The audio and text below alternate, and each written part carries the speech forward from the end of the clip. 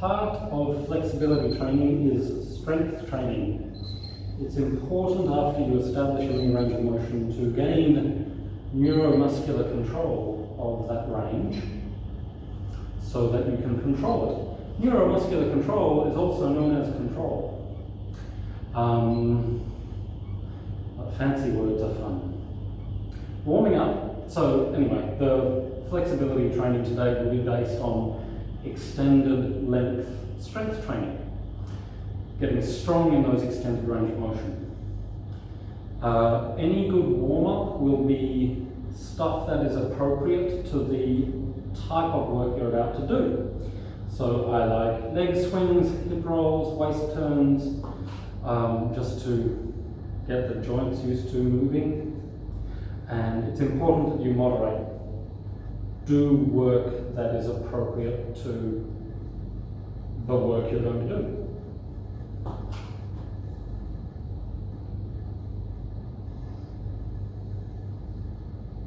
And don't hurt your joints. I like doing little rotations. They are controversial. I like them and they don't hurt me.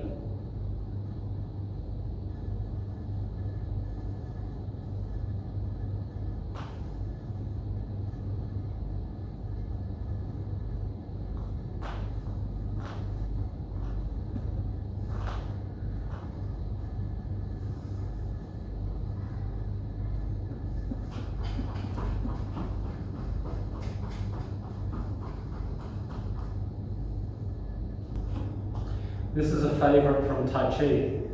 Most of your weight wants to be on the still leg. The other side, heel just gently touching the ground. Rotate the thigh bone in the hip socket. Further you can turn in and out, the more you're going to be working the hip muscles. The torso isn't moving, it's not a rotational movement through the body. If the torso is moving, then that's twisting the supporting leg. It's just thigh bone in the hip socket.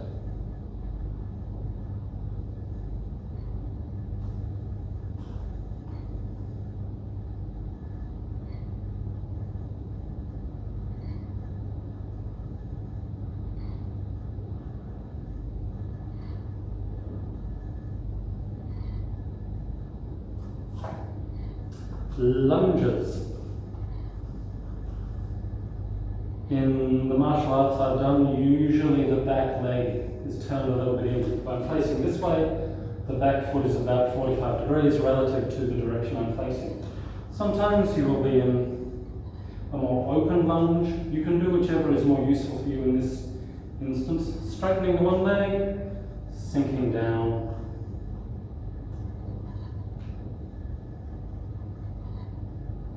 For my money, it's a better stretch, it's more stable if you make sure the outside edge of the rear foot stays pressing into the ground rather than rolling.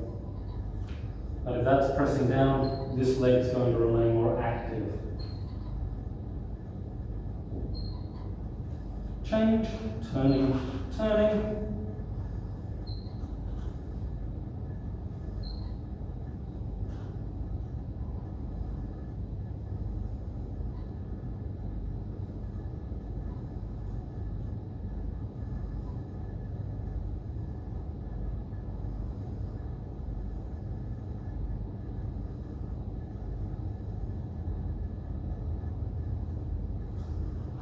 Back to the first side again. This time we'll bring the hands down to the ground.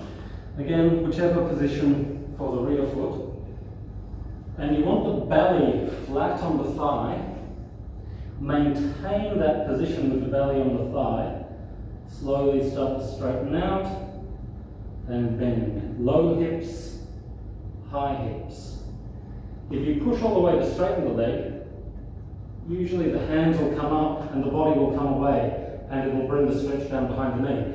But we want the stretch high up behind the hip. So that means maintain that closed angle. Belly to the thigh.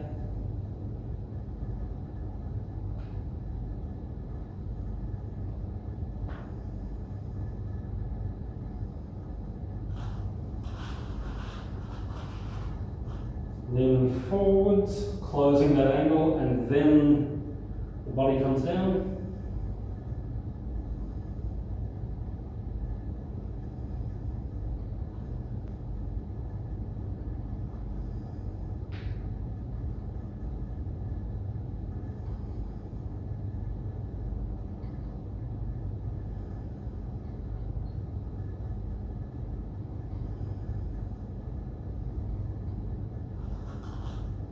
Then a little Pnf stretching, contract, relax. One leg can be out to the front, and relax forwards into that stretch, try to bend from the hips. The contracting part, you push the heel into the ground, as if you're doing this action to try to bring the legs to meet. So relax, stretch, hold for a little bit, then push the leg into the ground as if you're bringing the thighs together, hold for 5 or 6 seconds, relax, you'll probably find you can go a bit deeper. Squeeze, pressing down, relax.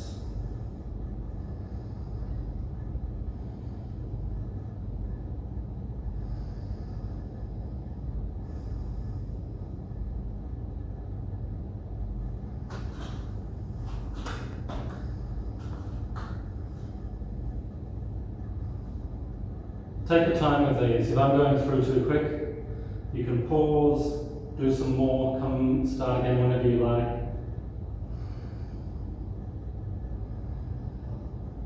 Relax. Squeeze. Relax. Squeeze. Relax.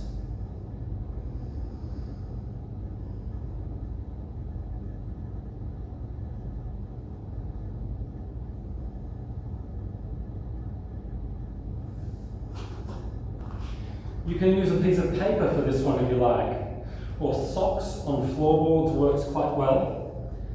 So that will be underneath the rear foot. Keep your body's weight as much as you can directly over this side. So this is very stable. And then again, the action is from this extended position, the groin here, pull the legs together and you'll, to try to stand.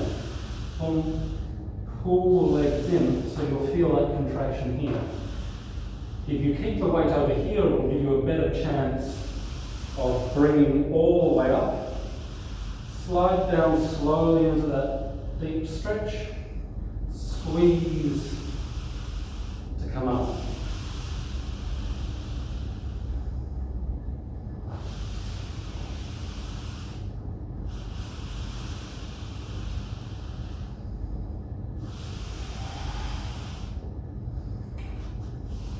It's not easy.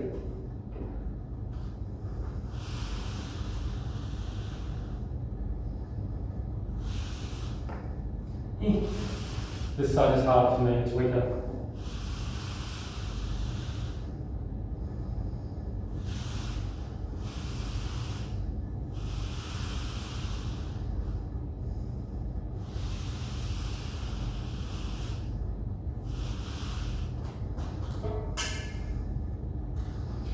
If you need something to hold on to, by all means do so. We'll just give you a little bit of support coming out of those deep ranges.